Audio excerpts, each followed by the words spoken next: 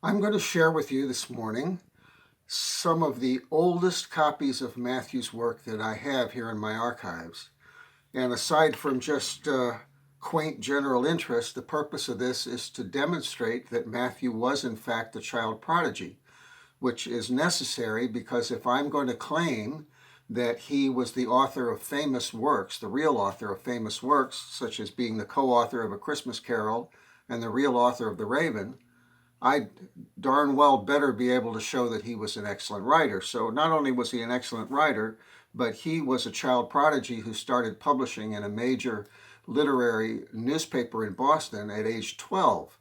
And it so happens that I can go almost that far back. Here I have a copy of the New England Galaxy from December 16th, 1825. Let's see if I can get close enough there. Matthew was 13 years old. His birthday was July 18th. So he's 13 years old, and he left home. He ran away from home, as far as I can tell, at age 12. He might have come back for a while and then left again for good at 14. But at this time, he would split his time between Boston and New York City. I think he was in New York City at this time, but he had spent some time probably working as a printer's devil, as a typesetter or printer's assistant for the editor's other newspaper. So this is Joseph T. Buckingham is the editor of the New England Galaxy. That's the weekly literary paper. Then he also had a daily, the Courier, and I think that Matthew worked on the Courier. But Joseph T. Buckingham probably took him under his wing and acted as a mentor. So he would publish Matthew's work. I've got evidence of all of this, which I'm not going to go into. But there's a couple pieces that I'm 99.9% sure is Matthew's work. And I've got lots of reasons why. I'll go into a little of that, but I'm pretty darn sure. For one thing, I can recognize his writing, and recognize it not only because I'm so familiar with it, but also because Matthew and I have the same higher mind. The higher mind, the mind that's involved in creativity and writing, doesn't change very much, even though my personality is not exactly the same as Matthew's because I have a different background and different associations and so on. My world was different, but the higher mind remains the same. So I recognize that. Occasionally I've been fooled. There were a lot of imitators of Matthew's style, and occasionally I've gotten into something like one I read the other day, sounded kind of like Matthew, and it was signed M. This is 1831. And I thought, gee, I wonder if this could be him. And then, so what I've learned to do is to look at all of the pieces I can find with that one pseudonym or in the series and look for anything that either would indicate his writing or would preclude it. In this case, the writer now says that he's down in the South and that he's watching a controlled burn, a fire, and he sees all the snakes writhing in the flames, and he gets pleasure out of that, see, because he hates snakes. Matthew would never have written that he got pleasure from seeing anything suffer, so that's not Matthew. So this one is. This is signed Philos Poetria, which I believe is a Greek word, and what it means is a philosopher poet, except when I looked it up, it looked like it was in the feminine. Well, it might preclude Matthew's authorship, but I don't think so. I think it just means that at age 13, he wasn't that familiar with Greek, and he didn't realize that it was in the feminine. So this is the introduction. He's introduced it in a letter to the editor, and it says, for the New England Galaxy, and then it says, Mr. Buckingham, sir, the following is an attempt not to persuade anyone, but perhaps to induce a reader of your Galaxy now and then, by recurring to facts, to make out his own persuasion. If you should think that the zeal and good intent compensate for the various defects of style and expression, you will oblige me by inserting this essay.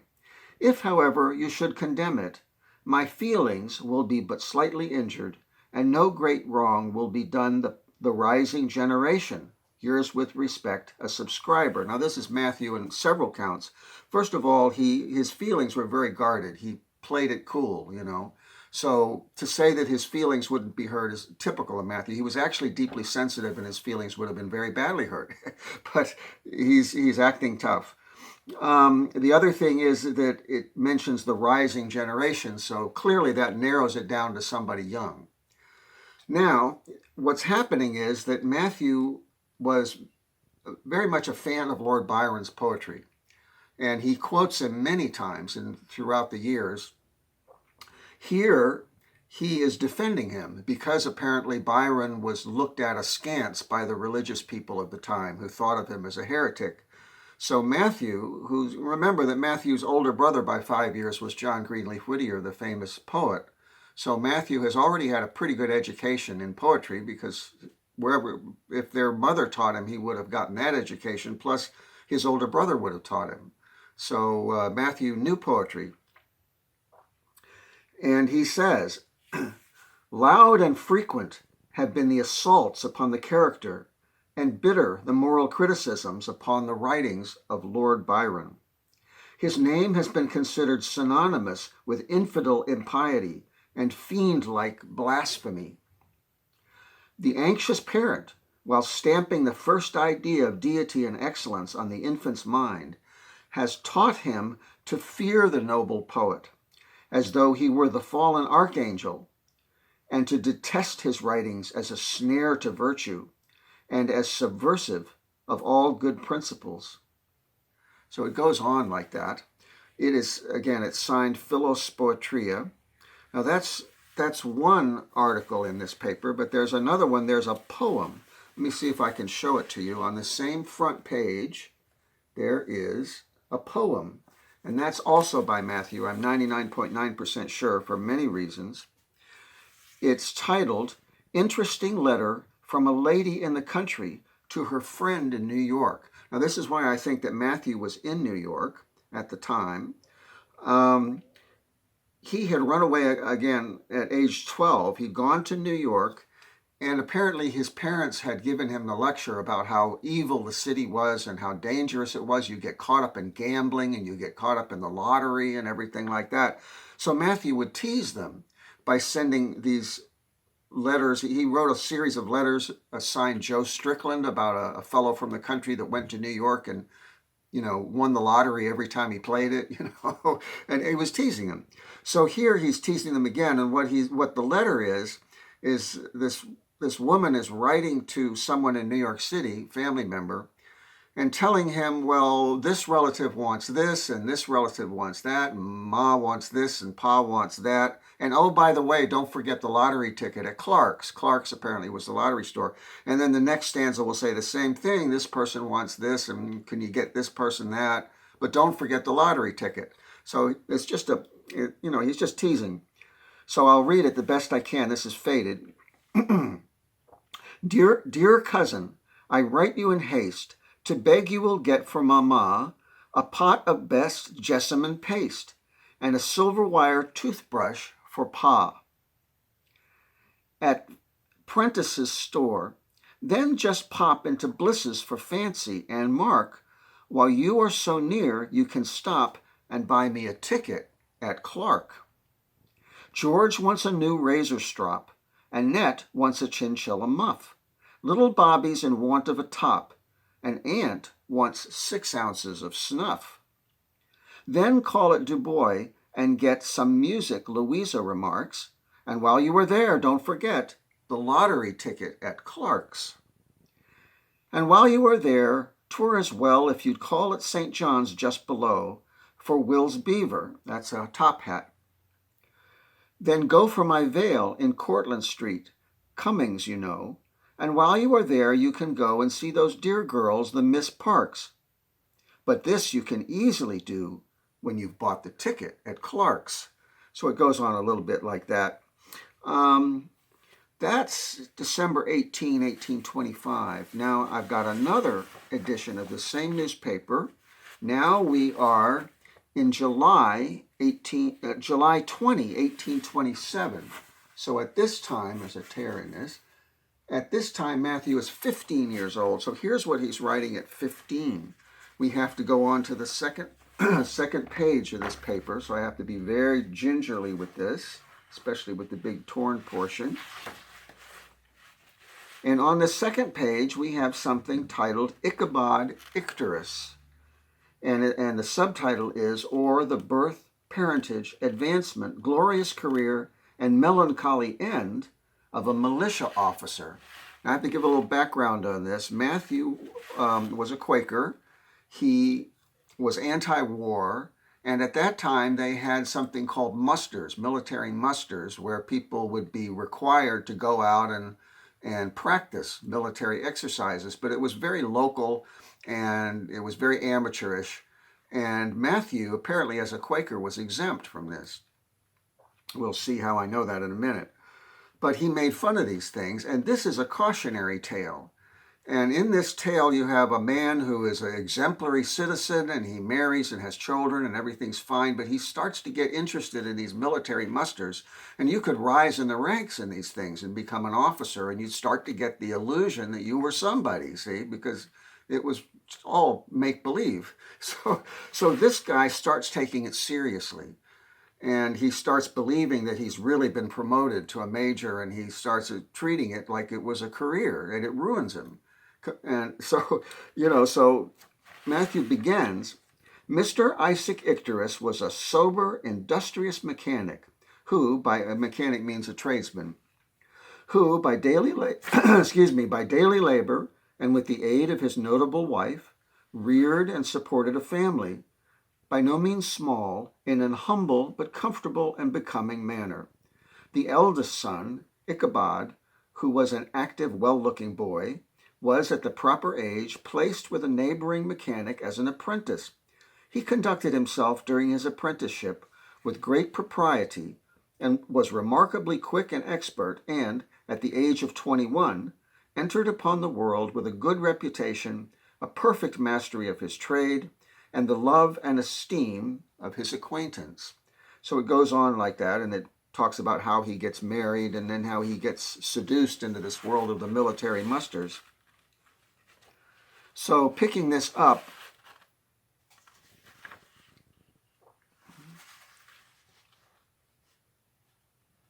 his situation, of which he was partially sensible, weighed heavily on his mind at times, but all anxiety was relieved for the present by the exultation experienced by being elected major of the regiment.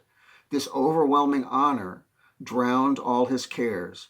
To be Major Icterus was to wear an epaulet on each shoulder, to be seen in the field, riding from right to left on a prancing charger splendidly caparisoned.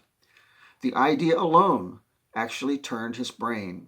The shop, the family, the means of subsistence, all pecuniary affairs, even ruin itself staring him full in the face, were no longer thought of. And it goes on like that. And eventually he starts drinking. Says the frequency of supper parties, the field days, of officers' meetings, of excursions to nine-pin alleys, to Nahant, and to country musters, to which wine, punch, and spirits were always an indispensable appendage, had given Major Icterus insensibly a taste for drinking. This taste gradually became a fondness, a longing, a habit. His pecuniary embarrassments and future prospects, pressing on his mind, had induced a frequent resort to strong liquors for temporary relief. The consequence was, as might be expected, occasional excesses. These excesses grew more frequent.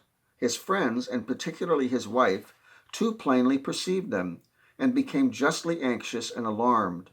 Advice, remonstrances, tears, entreaties were urged, sometimes with apparent effect for a time, but with no permanent advantage. His own prospects and those of his wife and family were inexpressibly gloomy. She discontinued her parties, relinquished society, became prudent, economical, and unremittingly industrious. She did all that a good and affectionate wife could do, but it was too late. So that's Matthew at age 15. You can see that he's somewhat judgmental and severe. That's from his Quaker upbringing. He got less and less so as he got older, but if you'll read Mathew Franklin Whittier, not Matthew, if you read his brother John Greenleaf Whittier's work, you'll see that he retained that trait pretty much. He was always that way. Now I'm going to show you one more thing, which is later, but kind of interesting. This is the Liberator. This is William Lloyd Garrison's newspaper, the Liberator. You may be familiar with William Lloyd Garrison, the famous abolitionist. Now, this is March 23rd, 1838. At this time, just the month previous, Mathew had launched his own newspaper, which didn't last very long. It was called The Monitor. It was printed, out of Salisbury, Massachusetts, so it was the Salisbury Monitor. If you get online and you put in a search engine, Mathew Franklin Whittier, probably with 2 T's, and say Monitor, Salisbury Monitor, or 1838, you'll come up with a link to Bonham's auction house, and you'll see that the only volume of this paper was sold for something over $7,000, along with something else of John Greenleaf Whittier's. And whoever bought this has squirreled it away and has not brought it out. So therefore, I can't get into it. The only way I was able to get into it was by finding other newspapers which had printed pieces from it. And chiefly, that's the Liberator. So obviously, Mathew knew William Lloyd Garrison personally, because that's the only reason that Garrison would have had access to it in the first place, is if Mathew had sent him copies. Here we have a reprint from the Salisbury Monitor. It's the only physical thing I have of the Monitor is this reprint, secondhand. On the 3rd page is a brief review of an abolitionist talk that Mathew went to. Now later on he would become a reporter, and he would review a great many speakers, mostly for the Portland Transcript. Lots of famous people he's written reviews of. They were unsigned, but I determined he was definitely the writer. This is the earliest one I have, and I'll point out several elements that reveal his authorship, but I'll read it first. It's very short. Anti-slavery. I'm in the wrong place. Anti-slavery. There's an introduction, which I won't read here. Reverend Alanson St. Clair addressed a large audience at the Old Baptist Church on Monday evening last. We had often heard this gentleman spoken of as a lecturer, but our strongest anticipations were more than realized. Mathew liked to express variations on that theme, that it was better even than he thought it was going to be. Mr. St. Clair is perfectly original, both in manner and matter. His illustrations are the most appropriate and happy imaginable. He diverges widely from the old beaten track of monotony, so common to declaimers, and with wonderful facility conveys his hearers from the argumentative to the ludicrous, from the sublime to the pathetic, thus preserving an interesting variety 1,000 times more effectual than monotonous sublimity or unvarying pathos. He took up and examined the measures of the abolitionists in a clear, lucid manner, severally brought forward, dissected, and scattered to the winds the arguments of their opponents, and at the conclusion gave permission for any who felt disposed to attempt a disproval of his position. And then it's attributed Salisbury Monitor in italics. So that's what Mathew was doing in 1838. He and Abby were married at that point, so they would work together on those. And you may have seen in another one of my video blogs that I read from their joint work for the Dover Inquirer, which they did the previous year. So there I've demonstrated that Mathew was in fact the child prodigy. Actually, he began publishing at age 12, early in 1825, in that same newspaper, the Boston Galaxy.